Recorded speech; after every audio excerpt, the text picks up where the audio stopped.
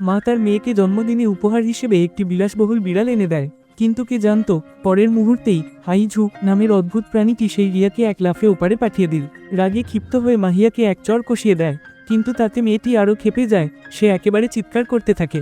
তবে মাহিয়াকে আঘাত করেনি, বরং চুপিসারে তার পকেট থেকে চাবি চুরি করে ফেলে। সে ঠিক করেছিল এবার সে এই বাড়ি ছেড়ে চলে যাবে আর বাইরের জগৎটা একবার দেখে আসবে।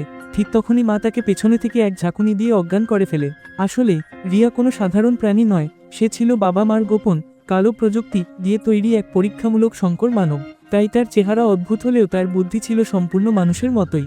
বয়স বাড়ার সঙ্গে সঙ্গে রিয়া মধ্যে বাইরের জগৎকে জানার কৌতূহল বেড়ে যায়। সে প্রতিদিন মাকে অনুরোধ করত যেন তাকে বাইরে নিয়ে যায়, কিন্তু মা কিছুতেই রাজি হতো না।